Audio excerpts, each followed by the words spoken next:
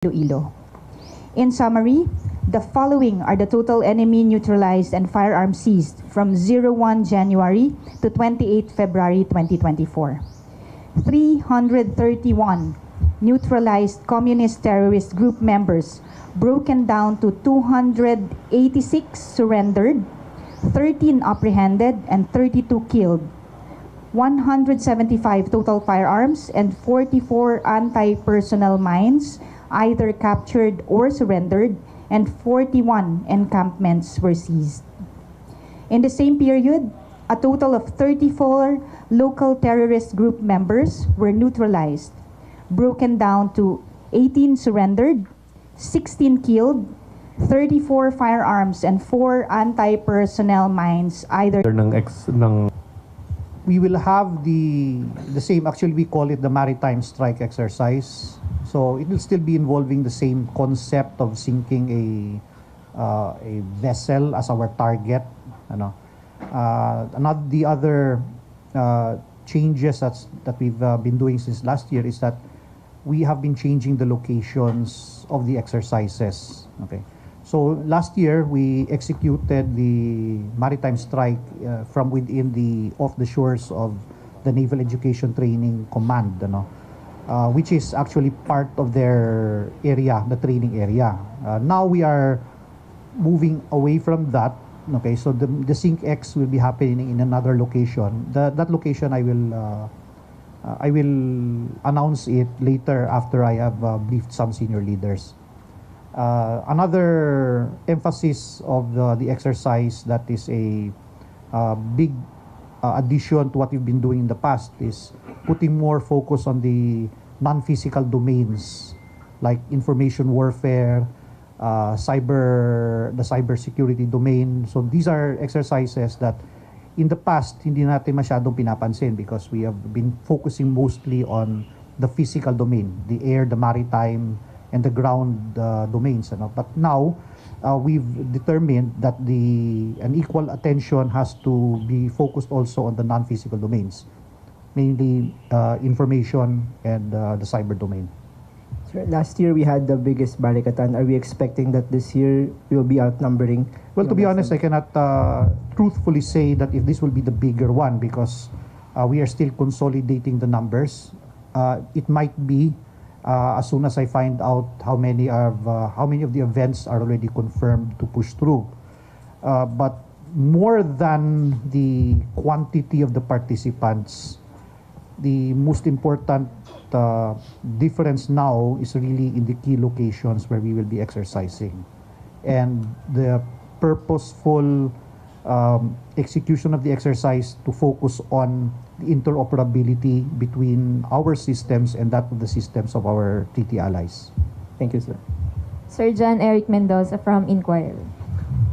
Sir, follow up dun sa Batanes, sir. May kinalaman dito sa recent issue with Taiwan.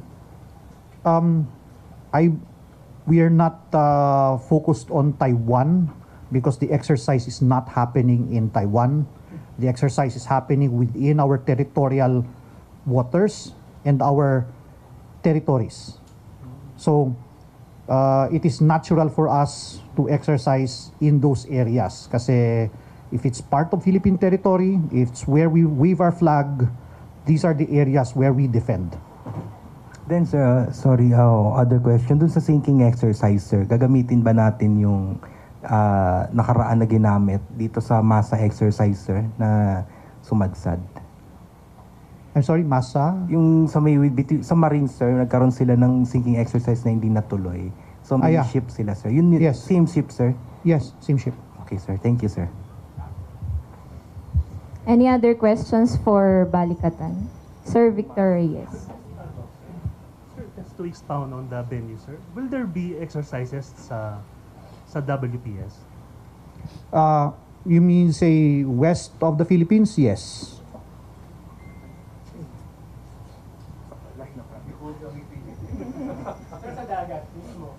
Yes, of course. WPS, West Philippine Sea. So it can be anywhere west of the shores of Palawan. So how do you expect China to react? I don't expect anything at all. Okay. Follow-up question from Sir John Eric. Sir, last na talaga. Saan, sir, location ng sinking exercise? I will announce it after I have briefed some senior leaders. Sir, thank you, sir. Okay. Ayoko silang pangunahin eh. Opo. I don't want them to hear about it here when I have not told them yet. Sir, if there are no more other questions for Balikatan, we are now open for other clarifications. Is it? Open for other Okay. questions. Thank you very much.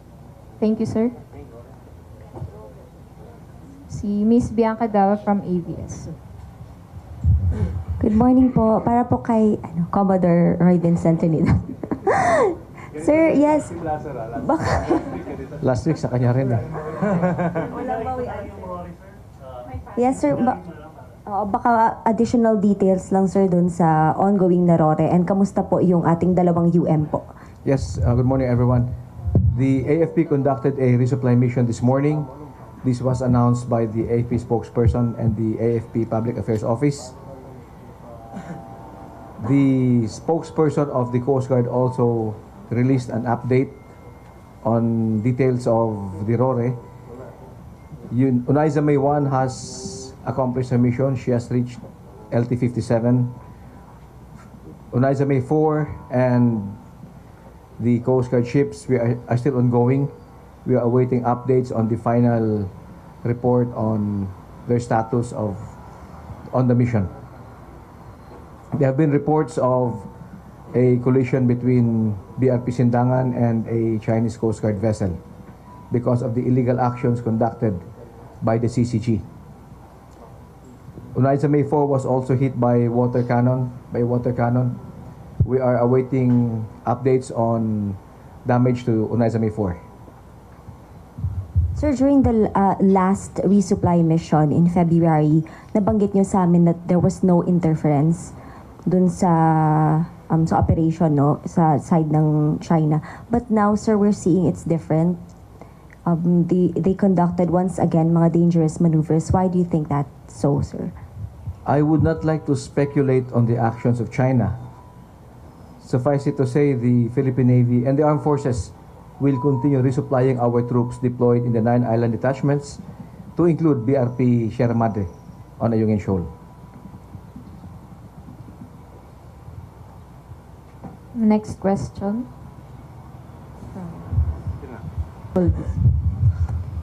Sir, follow-up ko lang yung sinabi niyo kayo ng collision. Pwedeng detalye nito? Ano yung tama ng dalawang barko? May like mga nasaktan ba ron sa mga troops natin? Yeah, I would like to refer you to the post on the social media account of the Coast Guard spokesperson for West Philippine Sea. There are more details there, I believe.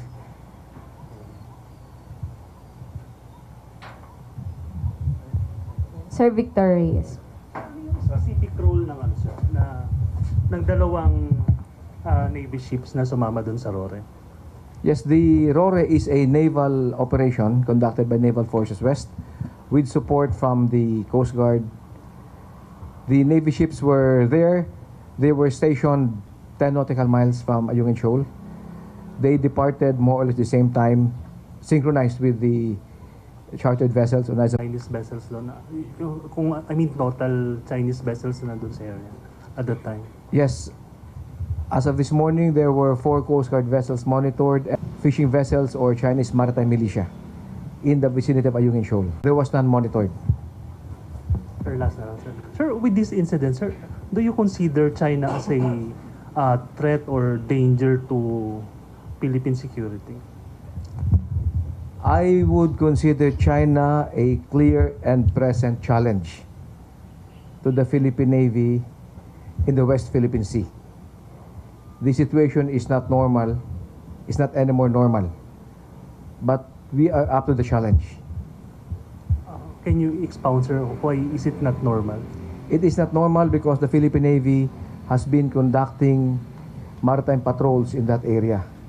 And I mentioned last time that if you look at the historical context of it, from 1992, when they started erecting markers on our shoals, shallow waters, reefs, our features in the West Philippine Sea, In 1994, they prevented access to Ayungin Shoal.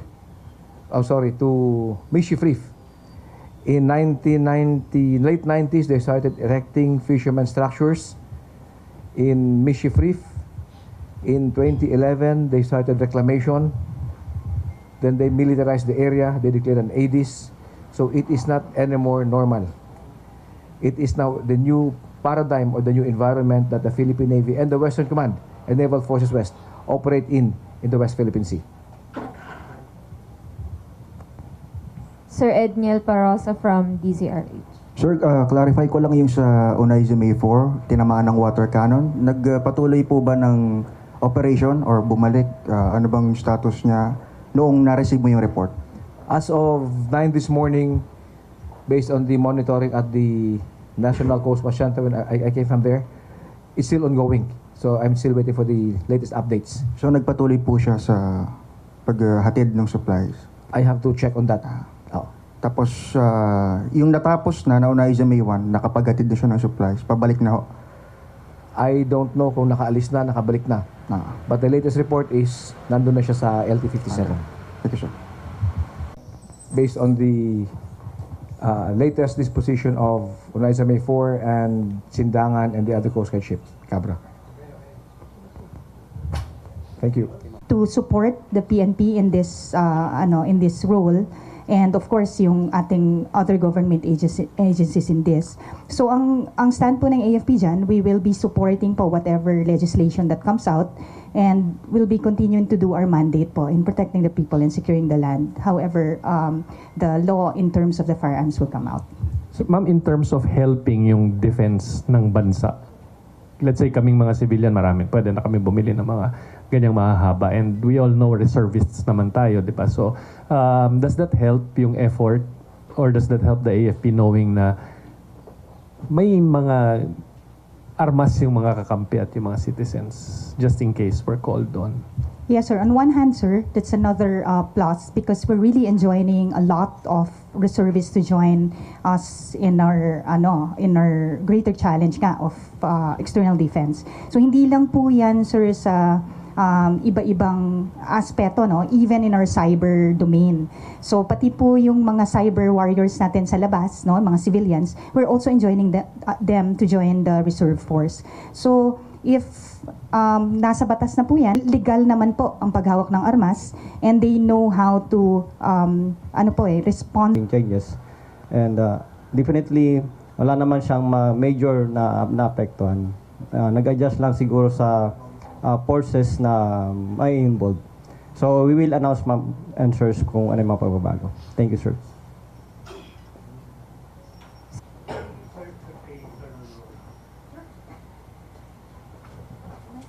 Yes.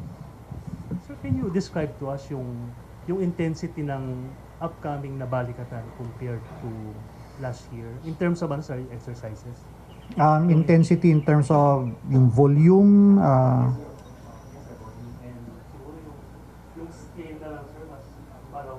okay. Well, to make it easier to understand, in terms of scale, I cannot honestly give you an answer kasi kino-consolidate pa namin yung mga numbers. But I would say that what we are really going for here is really focused training on interoperability, refining our internal process, execute operational level maneuvers, operational level fires, and testing also our communication interoperability between us and our treaty ally. So it's really all of the major service components together.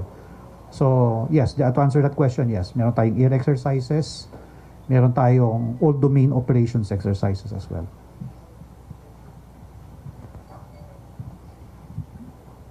Next question.